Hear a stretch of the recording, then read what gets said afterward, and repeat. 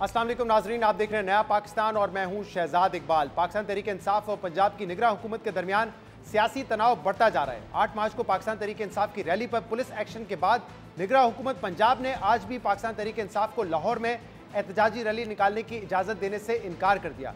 Chairman Pakistan Tehreek Insaf Imran Khan ने कल अपने खिताब में आज लाहौर में इंतखाबी रैली निकालने का ऐलान किया था, मगर इमरान खान के इस ऐलान पर आज सुबह टीसी लाहौर ने शहर में एक दिन के लिए दफ़ा 144 नाफिज कर दी और निगरान हुकूमत ने फौरी तौर पर वजारत दाखिला से 22 मार्च तक लाहौर में रेंजर्स तैनात करने की दरख्वास्त कर दी।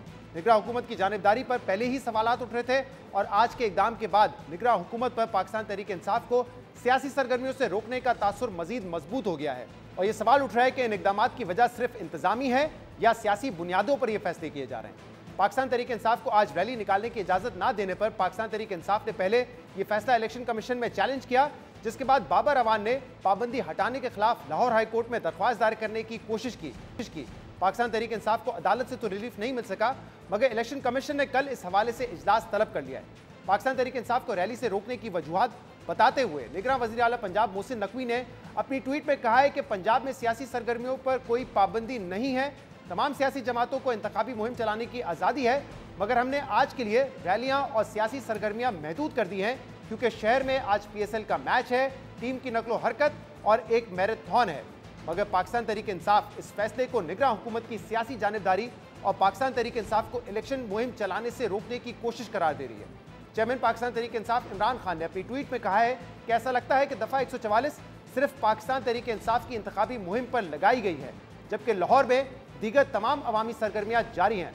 वाज़े तौर पर 8 मार्च की तरह पंजाब के वज़ीर आला और पुलिस तसादुम को हवा देकर इंतखाबात मुलतवी करना चाहते हैं। इमरान खान ने कारकुनों से अपील की कि वो हुकूमत के जाल में ना फंसें। हमने रैली कल तक के लिए मुलतवी कर दी है। और फिर पाकिस्तान तहरीक इंसाफ के रहनुमा शाह महमूद कुरैशी ने रैली मुलतवी करने की वजह बताते हुए कहा कि निगरान हुकूमत इंतशार चाहती है। 144 का नफाज सिर्फ और सिर्फ तहरीक इंसाफ के लिए है। मरियम नवाज साहिबा एक कन्वेंशन कर रही हैं, वहाँ दफा 144 का नफाज लागू नहीं होता। ये इम्तियाजी सलूक बरता जा रहा है। ये चाहते हैं फसाद, हम चाहते हैं इंतखाबात। ये चाहते हैं खून खराबा, हम चाहते हैं पुरअमन रैली। इमरान खान साहब ने इस सारी सूरत हाल का जायजा लेने के बाद फैसला किया है। हम आज की अपनी रैली को भी मुलतवी कर रहे हैं कल तक के लिए। कल इंशाअल्लाह इमरान खान रैली की क़यादत करेंगे और ज़मान पाक से हम दाता दरबार की तरफ एक मरतबा फिर एक पुरअमन रैली की अटेम्प्ट और कोशिश करेंगे। पाकिस्तान तहरीक इंसाफ ने रैली कल निकालने का ऐलान किया है। अब देखना होगा कि कल हुकूमत इसमें कोई रुकावट खड़ी करती है या नहीं। पाकिस्तान तहरीक इंसाफ को रैली निकालने की इजाज़त दी जाएगी या नहीं, क्योंकि 8 मार्च को भी जब पाकिस्तान तहरीक इंसाफ को रैली से रोका गया था तो उसके बाद निगरान वज़ीर इत्तलात आमिर मीर ने कहा था कि पाकिस्तान तहरीक इंसाफ को आइंदा रैली से नहीं रोका जाएगा।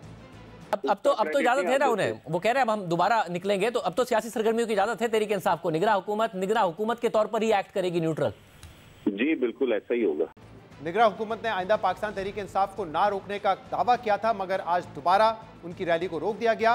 पाकिस्तान तहरीक इंसाफ की जानिब से आज रैली मुलतवी करने पर नून लीग ने इस पर पाकिस्तान तहरीक इंसाफ और इमरान खान को बुज़दिल कहना शुरू कर दिया है। मरियम नवाज ने तंजिया ट्वीट में कहा कि पुलिस के डर से तहरीकें कैंसिल करने वाले और खौफ से घर बैठ जाने वाले को गीदड़ कहते हैं। हम इन तमाम मामलों पर बात करेंगे, जिसके लिए हमें ज्वाइन किया है पंजाब के निगरान वजीर डॉक्टर जावेद अकरम। बहुत बहुत शुक्रिया डॉक्टर जावेद साहब, आपने हमें ज्वाइन किया। डॉक्टर साहब, ये जो फैसला किया पंजाब की निगरान हुकूमत ने कि दफ़ा 144 लगाना है, और वो भी उसके बाद के जब तहरीक इंसाफ ने कहा था कि आज वो अपनी रैली निकालेंगे, तो ये जो फैसला था निगरान हुकूमत का, ये इंतजामी बुनियाद पर था या सियासी बुनियाद पर था? बहुत शुक्रिया शहजाद। मेरा अपना ज़ाती ख्याल है, क्योंकि ये ज़ाहिर है मैं इस फैसले का हिस्सा डायरेक्टली तो नहीं था, मैं तो सेहत के शोबा देख रहा हूँ, लेकिन जैसे मेरी डिस्कशन कुछ हुई तो ये फैसला इस बुनियाद पे किया गया कि ये टाइमिंग ऐसी थी कि आज एतवार को एक तो हमारी मैराथन थी जिसमें एक्सपेक्टेड थे हज़ारों लोग हिस्सा लेंगे, और दूसरा ये था कि PSL चल रहा है और वो भी आपको पता है कि बहुत हाई सिक्योरिटी रिस्क एक्टिविटी है, और उसका भी हमारे जुड़ी हुई है क्रिकेट से और हमारे टूरिज़्म से और बाकी सारी चीज़ों के। अल्लाह ना करे कि कोई ऐसा वाक़या हो जाए तो हम बहुत पीछे चले जाते हैं इन चीज़ों में। और मैं समझता हूँ कि तहरीक इंसाफ ने भी बहुत अच्छा फैसला किया जो उन्होंने पोस्टपोन कर दी आज के दिन के लिए। तो मेरा ख्याल है कि ये एक बहुत अच्छी चीज़ हुई है हमारे मुल्क में कि एटलीस्ट कुछ किसी चीज़ में तो हम एक पेज पे आए हैं, एटलीस्ट सियासी जमातें, ताकि लोगों को रिस्क कम से कम हम पब्लिक न्यूसेंस क्रिएट करें। तो इसलिए मेरा ये ज़ाती ख्याल है कि ये एक अच्छी, दोनों तरफ से एक अच्छी रवायत डली है और अल्लाह करे ऐसी रवायात। डॉक्टर साहब, जिसको आप एक पेज कह रहे हैं वो एक पेज है नहीं, क्योंकि तहरीक इंसाफ ने आज अपने जो रैली है उसको मुलतवी किया, गालिबन वो कल करेंगे इसको, लेकिन वो ये कह रहे हैं कि हम इस निगरान हुकूमत के, इस वफाकी हुकूमत के जाल में फंसना नहीं चाहते। वो कह रहे हैं कि अगर आज ही हम रैली निकालते, आप लोग दफ़ा 144 को जवाब बना के उन पे हमला करते, अटैक करते, लोग जख्मी होते, मारे जाने का खदशा था, खून खराबा होता, जिससे फिर आप लोग इलेक्शन डिले करवाने की तरफ जाते। वो कह रहे हैं ये ट्रैप हम समझ गए हैं, इसलिए हमने रैली नहीं निकाली है। ये एक पेज कैसे है? क्या यही आपका भी इरादा था? नहीं, बिल्कुल नहीं। मेरा नहीं ख्याल, मेरा ज़ाती भी और मैं अपने कोलीग्स के बिहाफ पे भी ये कह सकता हूँ, बिलीव मी, हम पे एक जिम्मेवारी ये आई है, ज़रूर आई है, और उसमें हमारा कोई इंटरेस्ट नहीं है ज़्यादा एक घंटे से भी ज़्यादा रहने का। जब ये जिम्मेवारी अल्लाह ताला खैरियत से हमारी ख़त्म करे, हमने तो वॉलंटरली तमाम वज़रा ने और तमाम कैबिनेट ने, कोई हम मरागात भी नहीं ले रहे, कोई सैलरी भी नहीं ले रहे, सब हम बिल्कुल फ़ी सबीलिल्लाह काम कर रहे हैं और अल्लाह ताला ही जानता है, अल्लाह ताला कबूल करे। और नीयत ये है कि जितनी जल्दी हम इस चीज़ से इज़्ज़त के साथ फारिग हो जाएं और मुल्क अगले लेवल पे जाए, जो ताकि जो इस वक्त कॉन्फ्लिक्ट की सिचुएशन है और इकोनॉमी भी हमारी रिस्क सफ़र कर रही है, ऊपर से टेररिज्म का भी मसला बना हुआ है। लेकिन डॉक्टर साहब, जो काम आप कह रहे हैं कि हम बगैर तनख्वाह लिए फी सबीलिल्लाह कर रहे हैं, उस काम के हवाले से अब ये तासुर मजबूत होता जा रहा है कि आप ये काम जानिबदारी से कर रहे हैं, आप लोग गैर जानिबदार नहीं है, जो कि केयर टेकर गवर्नमेंट का काम है। और ये तासुर इसलिए मजबूत हो रहा है क्योंकि पहले तहरीक इंसाफ ने रैली निकालने का ऐलान किया तो आपने 144 लगा दिया, और उस दिन आपने पाकिस्तान तहरीक इंसाफ की जो रैली थी उस पर तो क्रैकडाउन किया, लेकिन उसी शहर में जो दूसरे मार्चेस थे, चाहे औरत मार्च हो, हया मार्च हो, वहाँ पे आपने उनको नहीं रोका, उनको आपने 144 के बावजूद निकलने दिया। फिर आपने 144 ख़त्म कर दिया। तहरीक इंसाफ ने जब दोबारा रैली का ऐलान किया तो फिर आपने 144 नाफिज कर दिया। और आज भी बेशतर एक्टिविटीज़ लाहौर में होती रही हैं, चाहे वो मैराथन हो, चाहे वो और कोई इवेंट हो, वो तो होते रहे, लेकिन सिर्फ रैली नहीं हो पाई। देखिए शहजाद, ये जो मैराथन या ये जो भी बाकी चीज़ें थी जैसे PSL वगैरह, इनका तो कई माह पहले ऐलान हुआ था। देखिए, मेरा ख्याल है कि ये जो रैली वगैरह जैसी जो भी है, अगर इसका एक पहले पीरियड मिल जाए, हम खुदा न खास्ता ये कभी भी नहीं चाहेंगे कि अनसेफ हो, चाहे वो PTI की रैली है। हमें, हमारा फ़र्ज़ होगा कि हम उनको भी उतनी सेफ्टी और सिक्योरिटी दें जितना कोई भी किसी और सेफ्टी और सिक्योरिटी। लेकिन जाहिर है कि हमारे पास जो एजेंसीज हैं जो जिन्होंने ये करना है, वो अनलिमिटेड रिसोर्सेज तो नहीं है, वो अगर एक तरफ लगी हैं तो उसी वक्त उनको चंद घंटों के नहीं तो सिक्योरिटी की आप बात करते हैं ना डॉक्टर साहब। आप लोगों ने जब 144 कहा है तो 144 का मतलब तो ये है कि 4 लोग एक साथ इकट्ठा नहीं हो सकते। अब वो एंटरटेनमेंट के लिए हो, मैराथन के लिए हो, सियासी रैली के लिए हो, जिसके लिए भी हो, सबको रोकना पड़ेगा ना। लेकिन आज आपने मैराथन को नहीं रोका। आज जिलानी पार्क में जश्न भारत था, वहां पे लोग इकट्ठा हुए, तमाम ये एक्टिविटीज चल रही हैं, उनको तो नहीं रोका गया आज। देखिए शहजाद, अगर कोई चीज़ पहले से हमने अप्रूव की हुई है, बल्कि उसका हिस्सा बनी हुई है गवर्नमेंट, और कि इसलिए कि लोगों के लिए कुछ थोड़ा सा रिलीफ मिले, उनको थोड़ा सा जो भी उनके पैशन है उसको हम फॉलो करें, तो मेरा ख्याल है उनको तो कैंसिल करना मुनासिब नहीं होगा, बल्कि उनको सिक्योरिटी देना मुनासिब होगा। लेकिन अगर चंद घंटों के आप नोटिस पे अगर कुछ एक्टिविटी करना चाहें तो वो जाहिर है कि उस वक्त ऑलमोस्ट इम्पॉसिबल होगा। और ये तो डिप्टी कमिश्नर, लेकिन आपको नहीं लगता कि तहरीक इंसाफ ने भी बड़ी इस पे लचक दिखाई? उन्होंने तो कहा था कि हमारा रूट जो है वो PSL के रूट से बिल्कुल मुख्तलिफ है, हम 5:30 बजे तक अपनी रैली भी खत्म कर देंगे। तो फिर ये तो किसी भी हुकूमत का, निगरान हुकूमत का भी काम है ना कि सिक्योरिटी प्रोवाइड करे पॉलिटिकल एक्टिविटी करने के लिए। बिल्कुल बिल्कुल, मैं तो खुद यही कह रहा हूँ कि फर्ज है हमारा फर्ज है कि हमारे PTI के बहनों और भाइयों को सिक्योरिटी दी जाए। इसीलिए तो हम कह रहे हैं कि अगर कोई उनका नोटिस होता, मीटिंग्स हो जाती, आपस में मिलके बैठ जाते, सिक्योर कर देते रूट, तो डेफिनेटली उसमें कोई हर्ज नहीं, ये उनका हक है। प्रोटेस्ट करना या रैली करना उनका हक है। जो भी जिस वजह से भी वो करना चाहते हैं वो बेहतर समझते हैं। लेकिन मैं समझता हूं कि ये उनका उतना ही हक है जितना हमारी PSL का हक है या किसी का। लेकिन एक लीडिंग टाइम तो जाहिर है सेफ्टी और सिक्योरिटी करने के लिए चाहिए होगा, ताकि वर्कफोर्स। लेकिन अब निगरान हुकूमत तो जाहिर सी बात है स्टैंड बाय पे होगी। 30 तारीख को इलेक्शन होने हैं, 1-2 दिन के नोटिस पे भी कहीं कॉर्नर मीटिंग होगी, कहीं जलसा होगा, कहीं जो है वो रैली हो रही होगी। आपको तैयार रहना है। तो अब आइंदा के लिए क्या है? आइंदा देखिए, हम बिल्कुल तैयार हैं और रहेंगे, और मैं समझता हूं कि अल्लाह ताला हमारी मदद फरमाएगा, क्योंकि अल्लाह तो नीयत जानता है ना। अगर और कोई भी नहीं जानता तो अल्लाह तो जानता है ना, और अल्लाह तो उसी के साथ खड़ा होगा जिसकी नीयत अच्छी है। और मैं आपको ये बता रहा हूं कि नीयत को जानता है, लेकिन तहरीक इंसाफ आपकी नीयत पे शक कर रही है इस वक्त। हम तो शहजाद आए ही इसीलिए हैं, safe, secure, free, transparent election के लिए। ये हमारी अव्वलीन तरजीह है। लेकिन उसके दरमियान अगर कोई PSL साल पहले ही कमिटेड थी या कुछ थी, तो जाहिर है उसको भी हमने सेव करना है। मुझे जावेद साहब ये बताइए ना, क्योंकि जुमेरात को जब 144 आप लोगों ने खुद खत्म किया, मामला अदालत में गया, लेकिन आप लोगों ने खुद वॉलंटरीली कहा हम इसको विड्रॉ कर रहे हैं। उस दिन शाहजेब खानजादा साहब के प्रोग्राम में आमिर मीर साहब आए। आमिर मीर साहब से पूछा गया कि अब दफ़ा 144 हटा लिए, ये अपनी रैली निकाल सकते हैं? तो उन्होंने कहा बिल्कुल निकाल सकते हैं। उनको तो उसी वक्त कह देना चाहिए था, आपकी हुकूमत को ये फैसला कर लेना चाहिए था ना कि PSL का मैच जिस दिन लाहौर में होगा उस दिन रैली नहीं निकल सकेगी। लेकिन कोई ऐसा फैसला आप लोगों ने भी नहीं किया ना। देखें, बिल्कुल आपने सही कहा। ये देखें, मैं आपको फिर कह रहा हूँ कि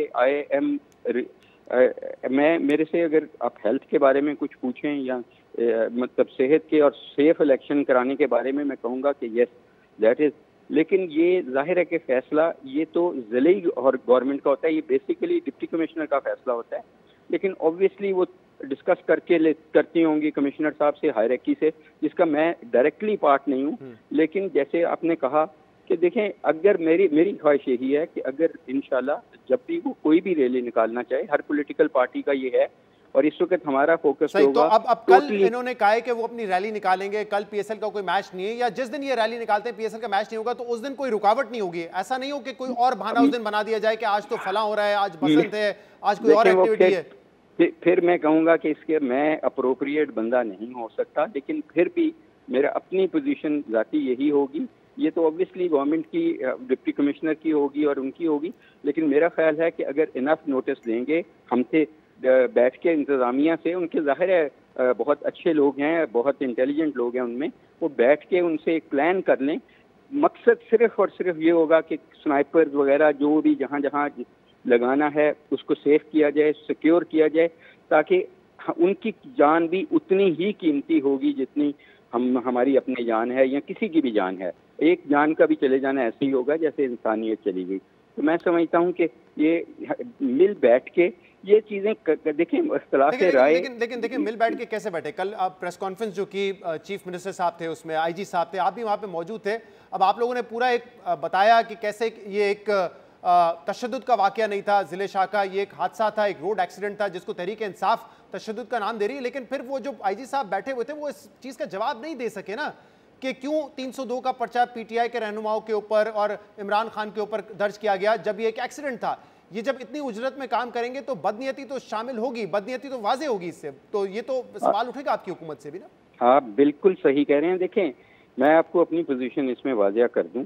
नंबर एक, मैं पोस्टमार्टम की जगह पे बिल्कुल उसके नज़दीक भी नहीं गया। ये पोस्टमार्टम म्यो हॉस्पिटल में हुआ था। मैं इसलिए नहीं गया कि कोई ये तासर ना है कि मैं कोई इन्फ्लुएंस कर रहा हूँ, not at all. Independent postmortem हुआ है जिससे तमाम रिपोर्ट को वायरल किया गया और खुश थे सारे उसी रिपोर्ट को, और वही रिपोर्ट का फुल स्टॉप और कॉमा भी नहीं बदला गया, ना बदला जाएगा। आई विल रिजाइन, क्या मैं अपने आप को गोली मार लूंगा अगर कोई उसका कोई बदलेगा? मेरी अर्ज सुने ना, उसकी इंटरप्रिटेशन मेरी सुन लीजिएगा। उनके 26 के करीब जख्म है अनफॉर्चुनेटली हमारे भाई अली बिलाल शहीद को, और मैं फिर आपको ये कहूँगा कि उसमें इट इज़ नॉट पॉसिबल, और किसी ने उस रिपोर्ट में ये नहीं लिखा कि तशद्दुद हुआ है, रोड साइड एक्सीडेंट हुआ है। I am a doctor, I am not a forensic specialist. लेकिन देखें, एक अगर गाड़ी हिट करे या डंडा हिट करे तो दोनों में ब्लंट वुंड होंगे। ये एक बहुत लंबी बहस होगी। लेकिन आपने खुद कहा डॉक्टर साहब कि 26 इंजरीज हैं, रोड एक्सीडेंट में 26 इंजरीज तो नहीं हो सकती। और दूसरा, कल हमारे प्रोग्राम में मैं सवाल मुकम्मल कर लूं डॉक्टर साहब, मैं सवाल अगर मुकम्मल कर लूं देखें जो सवाल अगर मैं मुकम्मल कर लूं, उसका जवाब दीजिएगा। एक तो 26 इंजरीज हैं और दूसरा कल डॉक्टर 26 कह रहा हूं, 26, मैं भी 26 ही कह रहा हूं, मैं रिपोर्ट देखिए 26 इंजरीज हैं। और दूसरा डॉक्टर यास्मीन राशिद साहबा ने कहा कि उनके जो प्राइवेट बॉडी पार्ट्स हैं उन पर भी मार्क्स हैं, तशद्दुद के निशानात हैं। तो ये कैसे हो सकता है, जरा बताएं ना कि एक एक्सीडेंट से सर पे भी चोट लगे, पेट में भी लगे, प्राइवेट पार्ट्स पे भी लगे। ये देखिए रिपोर्ट ने ये बिल्कुल नहीं कहा कि तशद्दुद के निशानात हैं। रिपोर्ट ने कहा ये इंजरी है, इसकी ये मेजरमेंट है और डेफिनेटली उनके प्राइवेट पार्ट्स पे हैं, इंटीरियर साइड पे, अगले वाले साइड पे। अब देखें अगर गाड़ी खुदा ना खास्ता 120, 30, 40 की रफ्तार पे आ रही है और वो भी डबल कैबिन विद वो जो आगे बहुत बड़ा जंगला लगा होता है, उस रफ्तार पे किसी को हिट करेगी। और जैसे बताया गया था, मैं उधर नहीं मौजूद था, मुझे बताया गया और मैं उधर सिर्फ इसलिए बैठा था इलाज मुआवजे का बताने के लिए, सिम्स की जहाँ पे मैं था, सर्विस हॉस्पिटल में पूरी रात था। उसमें पीटीआई के भी लोग थे, उसमें हमारे पुलिस वाले भी थे, मेरे लिए एक बराबर थे। और वहीं भी मैंने वादा किया, वहाँ वकील भी मौजूद थे। देखें अगर इस रफ्तार से वो लगेगी और बॉडी इतनी दूर जाके गिरेगी, जैसे उन्होंने कहा कि 100 फुट के करीब गिरी है, मैं वहाँ बिल्कुल आईनी शायद नहीं था, तो obviously any injury is expected. उनका बेस ऑफ स्कल का फ्रैक्चर है। बहुत बहुत शुक्रिया, लेकिन अभी ये बात वाज़ेह होना जरूरी है, जो पुलिस का मौक़िफ़ है कि वो कितना दुरुस्त है कि गाड़ी ने हिट किया, 100 फुट दूर जाके गिरे, क्योंकि कल वीडियोस होंगी, वो वीडियो अब तक मंजर आम पे बहरहाल नहीं आई है जिसमें ज़िले शाह का एक्सीडेंट होते हुए नजर आए। जावेद अकरम साहब, आप हमारे साथ मौजूद थे, आपका बहुत बहुत शुक्रिया। प्रोग्राम में शामिल करते हैं ब्रेक, इसके बाद एक और मामले पर बात करेंगे, हमारे साथ रहिएगा। Welcome back. मुस्लिम लीग नून अदलिया और एस्टैब्लिशमेंट के चंद किरदारों के खिलाफ ये बयानियां बना रही है कि इन किरदारों ने नून लीग और उनकी हुकूमत के खिलाफ साजिश की थी। नून लीग और खासतौर पर मरियम नवाज अपने इस जहराना बयानी में 2 हाजिर सर्विस जजेस और 2 साबिक चीफ जस्टिस साकिब निसार और जस्टिस आसिफ सईद खोसा को निशाना बना रही है, जबकि अपने खिलाफ होने वाली साजिशों का मरकजी किरदार साबिक DGI जनरल फैज हमीद को करार दिया जा रहा है और इनके कोर्ट मार्शल का मुतालबा भी किया जा रहा है। मगर इस पूरे मामले में सबसे हैरानकुन बात यह है कि नून लीग हुकूमत में आने से कुछ अर्सा पहले तक जिस शख्स को मुल्क की बर्बादी और अपने खिलाफ साजिशों का सबसे बड़ा जिम्मेदार करार देती थी, वो साबिक army chief general retired Qamar Javed Bajwa है। और वो जनरल रिटायर्ड बाजवा अब नून लीग के मुजाहिमती बयानिए से मुकम्मल तौर पर आउट हो चुके हैं।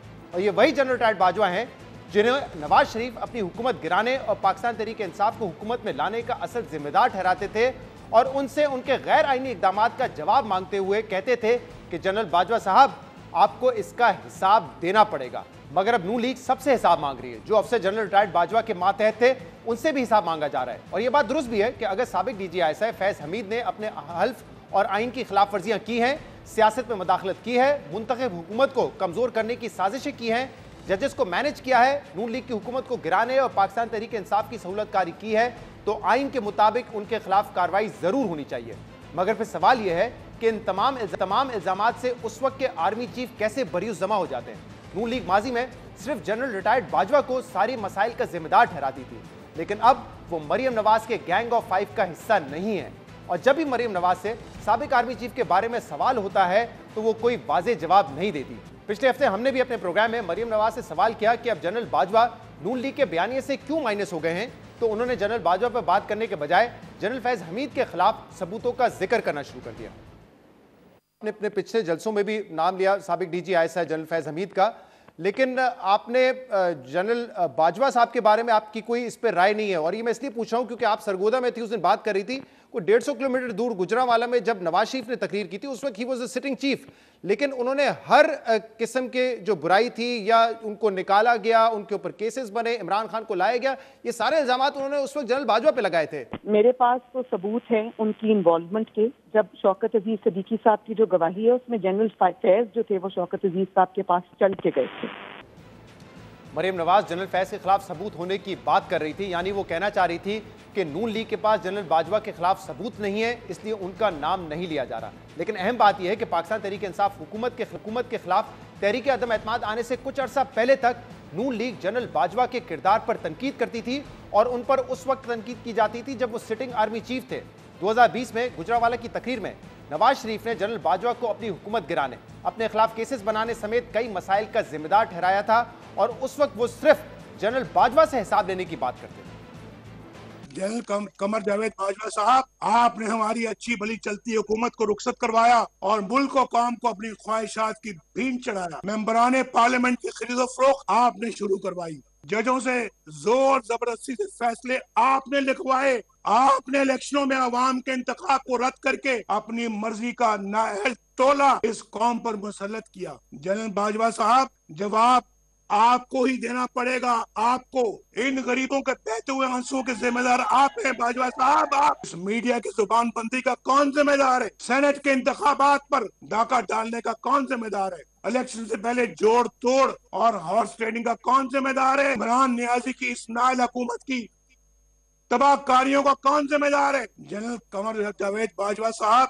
ये सौगात आप ही की दी हुई है। आप ही इस मुसीबत की मारी कौम की परेशानियों का मुजिम है। बाजवा साहब, हिसाब आपको देना होगा।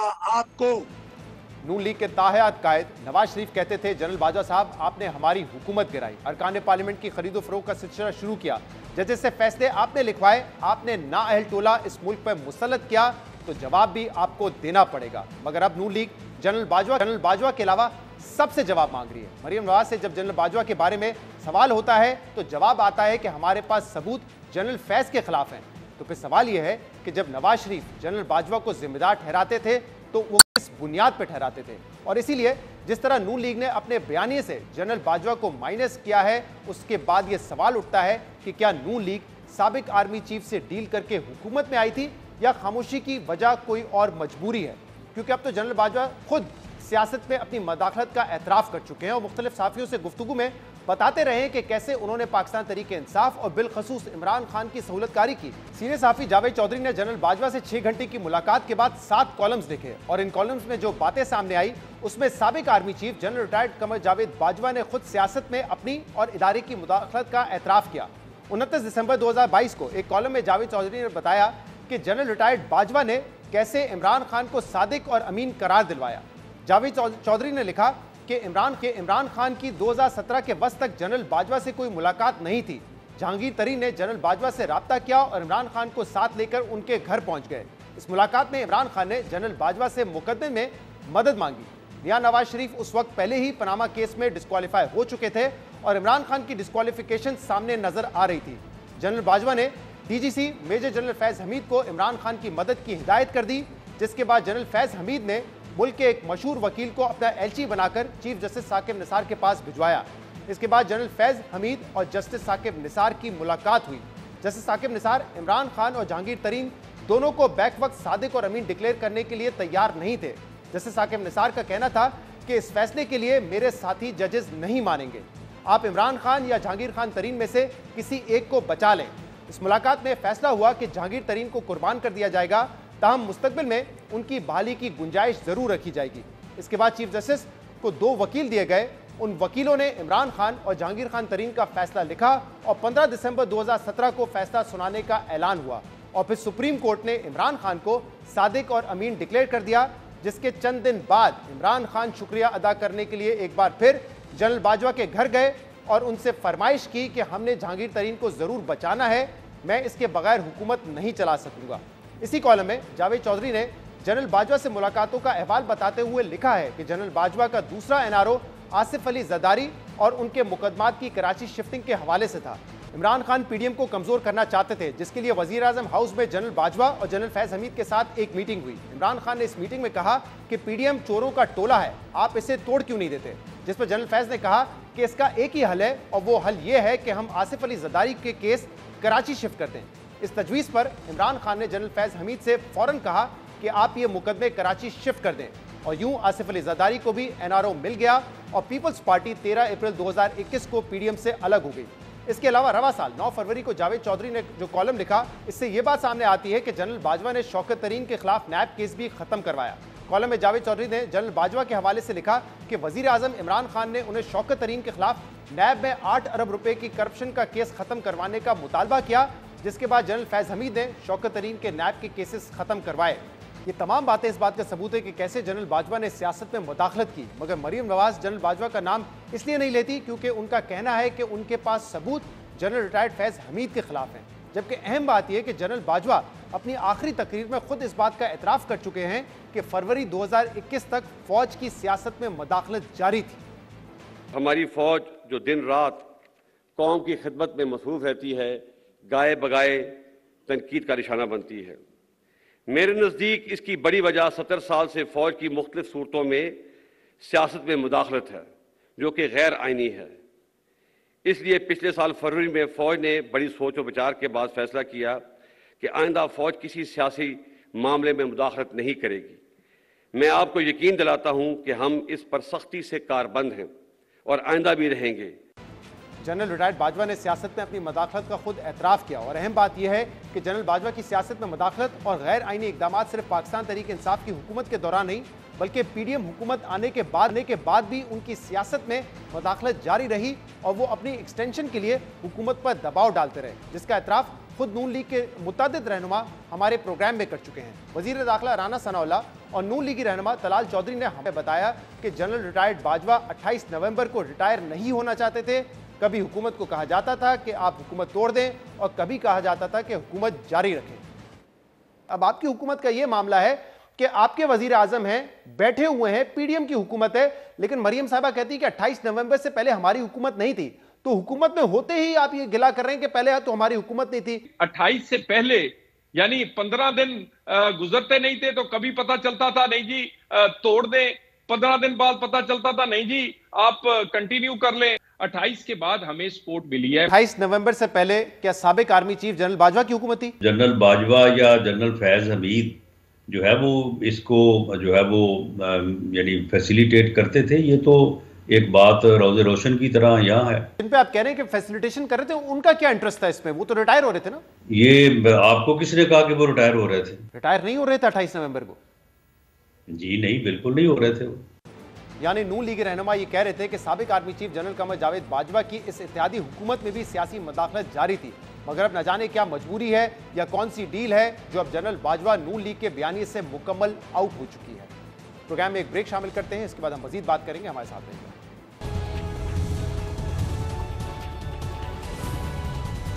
Welcome back. पिछले कई हफ्तों से वजीर आजम शहबाज शरीफ और वजीर खजाना इसाक डार ये दावा कर रहे हैं कि इस हफ्ते IMF का प्रोग्राम बहाल हो जाएगा, लेकिन ऐसा हो नहीं रहा है, जिसकी वजह से जो माशी गैर यकीनी की सूरत हाल है वो कम होने का नाम नहीं ले रही।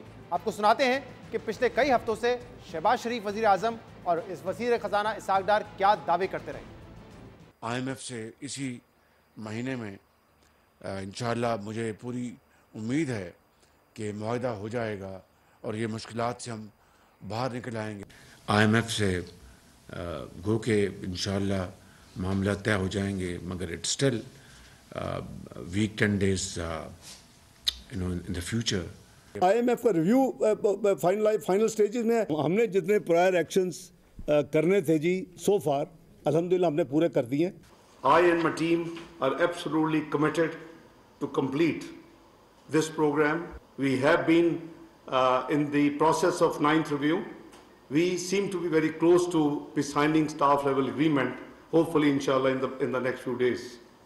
आपने सुना, वजीर खजाना और वजीर आजम दोनों कई अरसे से, कई हफ्तों से ये दावा कर रहे हैं कि IMF का प्रोग्राम बहाल हो जाएगा। अब तक हुआ नहीं है, जबकि जितनी प्रायर कंडीशंस थी पाकिस्तान वो मान चुका है। इनफैक्ट हम कई मरतबा अपने प्रोग्राम में ये बता चुके हैं कि अगर अक्टूबर में IMF प्रोग्राम से बाहर ना निकला जाता तो शायद इतनी प्रायर कंडीशंस उस वक्त पाकिस्तान को ना मानना पड़ती, लेकिन क्योंकि प्रोग्राम डिले हुआ इसलिए उन प्रायर कंडीशंस में भी इजाफा होता गया और अब उम्मीद की जा रही है कि अगले हफ्ते IMF का जो स्टाफ लेवल एग्रीमेंट है वो मुकम्मल हो जाएगा। इस पर हम मजीद बात करेंगे, जिसके लिए हमें ज्वाइन किया है साबिक चेयरमैन FBR शहबाज जैदी साहब ने। शहबाज साहब, बहुत देने के लिए। शहबाज साहब, प्रोग्राम बहाल हो नहीं रहा है, गैर यकीनी की सूरत हाल ख़त्म नहीं हो रही, ये जो डिले है कितना परेशान कुन है पाकिस्तान के लिए?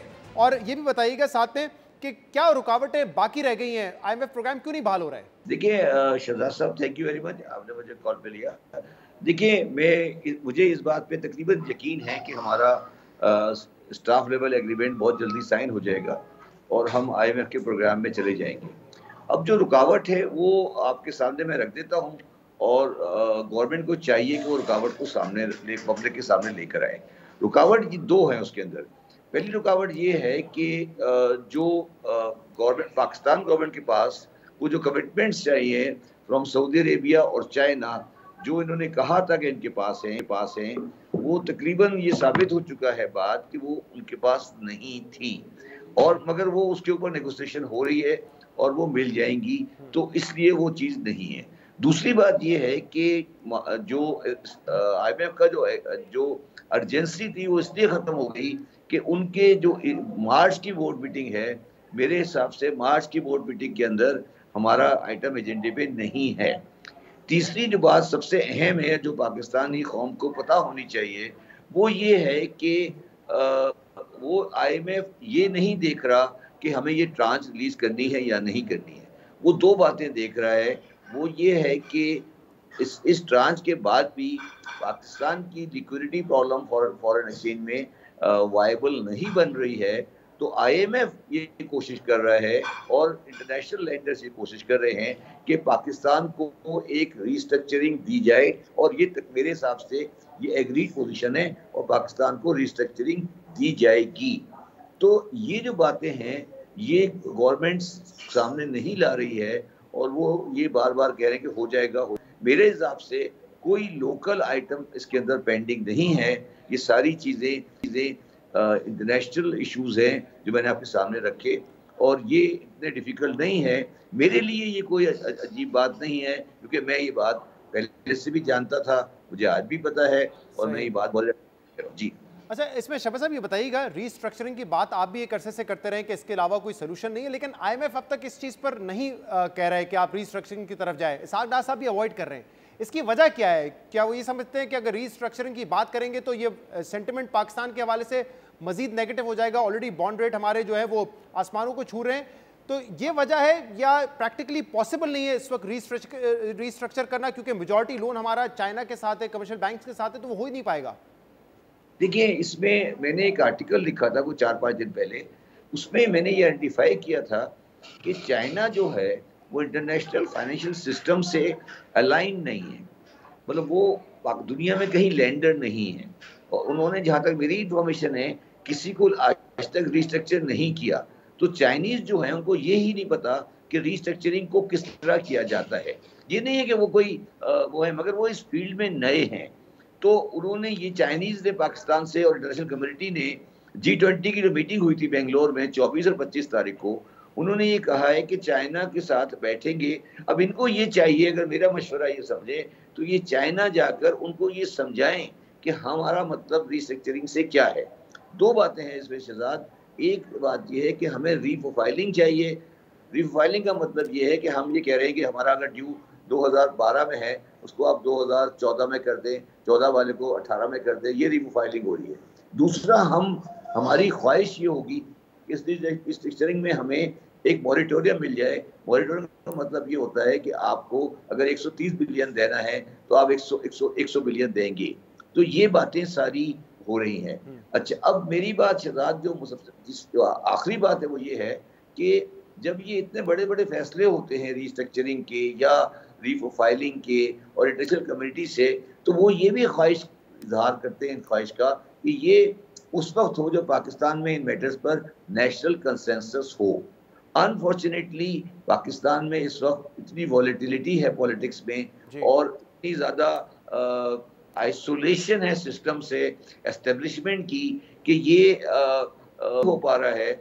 और मैं दोबारा एक बात को कहता हूँ, जो मैंने मेरी बात लोग उसको गलत समझते हैं, हमें बहुत जल्दी एक कोहेसिव गवर्नमेंट लानी पड़ेगी इन बड़े बड़े फैसलों को करने के लिए। ये एक पार्टी के या एस्टेब्लिशमेंट के बस का काम नहीं है। पाकिस्तान को इस क्राइसिस से निकालने के लिए हमें मिल के काम करना पड़ेगा। तो शबा साहब, ये कोहेसिव गवर्नमेंट का आइडिया सिर्फ आपका है या कहीं पे ये आइडिया पर सोचो विचार हो रहा है?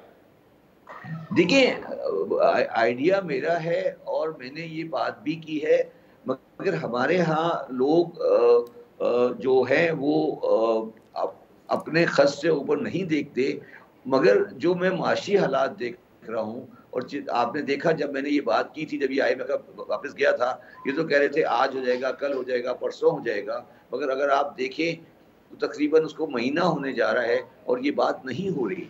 तो वो जो IMF वाले हैं और जो इंटरनेशनल लैंडर्स हैं, देखिए IMF तो एक सिर्फ कंड्यूट है, इसमें इंटरनेशनल लैंडर्स आएंगे, पेरिस क्लब आएगा, वो सब लोग आएंगे। तो वो क्या आपके ख्याल में एग्री करेंगे अगर हमारे पास कोई सिर्फ या एक नेशनल कंसेंसस नहीं होगी? तीसरी बात जो इसके अंदर ये है कि वो ये भी आप याद रखें, आप लोग ये बिल्कुल ध्यान से निकाल दें कि हम जून के बाद ये हमारी लास्ट इंस्टॉलमेंट है, इसके बाद हम अगले प्रोग्राम में जाएंगे जो तकरीबन 5 साल का होगा, और मैं तो समझता हूँ उसके बाद एक और प्रोग्राम 5 साल का होगा जब पाकिस्तान इस मसले से निकल सकेगा। अगर हम ये समझ रहे हैं कि मसाइल आसान है तो हमारी गलत फहमी है, ऐसी बात नहीं। और एक और मामला है जिसपे आपने कहा भी था, आपने कहा कि फाइनेंस में से सागडा साहब को इस्तीफा दे देना चाहिए। वो बड़े खफा हुए हो, शायद वो प्रेस कॉन्फ्रेंस आपने भी सुनी, उन्होंने कहा कि देखिए मेरे इस्तीफे का मुतालबा किया जा रहा है, लेकिन वो लोग जो कि अरबों रुपए के रिफंड्स दे के गए, असल में तो उनको गिरफ्तार होना चाहिए। देखिए, पहली बात तो शहजाद मैं उनका बड़ा एहतराम करता हूँ, और अगर पहली बात तो है कि रिफंड देना चेयरमैन FBI का काम नहीं है, मगर अगर सिस्टम रिफंड दे रहा है तो ये तो मेरा क्रेडिट है। अगर आप ये कह रहे हैं कि अगर रिफंड दिए जा रहे हैं तो वो बुरी बात है क्या? अगर किसी का रिफंड निकलता है और FBI उसको वापस कर रहा है तो ये कोई बुरी बात है? जेल जाना चाहिए मुझे? तो ये मुझे उनकी बात से बड़ा अफसोस हुआ, मगर मैं उसे कन्फ्रंट नहीं करना चाहता। मेरा ख्याल है वो फ्रस्ट्रेशन में ये बात कह गए हैं, उनका मतलब ये नहीं था। मैं उनके बारे में ज़्यादा बात नहीं करना चाहता क्योंकि वो मीडिया पर फ़ायदा नहीं है। मैं उनको जवाब दे सकता हूँ, मेरे पास के बहुत सारे जवाब हैं, मगर मैं इस बात को इस काबिल नहीं समझता कि मैं उसमें कमेंट करूँ। तो वैसे आपको लग रहा है कि सागडा साहब जो हैं वो इस मईशत को निकाल लेंगे जिस बहरान में इस वक्त ये है? बड़ी उम्मीदों के साथ नून लीग उनको लेकर आई है। नहीं, आपको उम्मीद थी, हमें तो नहीं थी कभी भी। नून लीग को थी, मैंने कहा मुझे। आपको उम्मीद थी ना शहजाद साहब, मुझे तो उम्मीद कभी नहीं थी। इफ्ता साहब को तो कभी उम्मीद नहीं थी। देखिए, उनका एक माइंड सेट है, वो एक तरीके से के लिए तैयार है, कॉम्पिटेंट आदमी है, पढ़ा लिखा आदमी है, मगर जो जिस दौर से, जिस तरीके से जो हालात उनके सामने हैं, वो फंस गए हैं एक्चुअली। उनको ये अंदाजा ही नहीं था कि वो किस जगह पर हाथ डाल रहे हैं।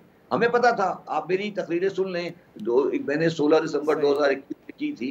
आप बता दें, मैंने कभी अपनी किसी बात से जो मैंने कही थी अगर 1 इंच भी गलत साबित हुई हो तो मैं आइंदा कोई कमेंट नहीं करूंगा। ठीक है, मेरे पास कोई रूहानी ताकत है, मगर मैं 1 और 1 2 मिला के सच बोलने का आदी हूँ। मुनाफिकत मेरे नहीं है। बहुत बहुत शुक्रिया, बहुत बहुत शुक्रिया शहबाज जैदी साहब, आप हमारे साथ मौजूद थे। नाज़रीन, आज के प्रोग्राम में इतना ही। शो से इजाजत दीजिए, अल्लाह हाफिज़।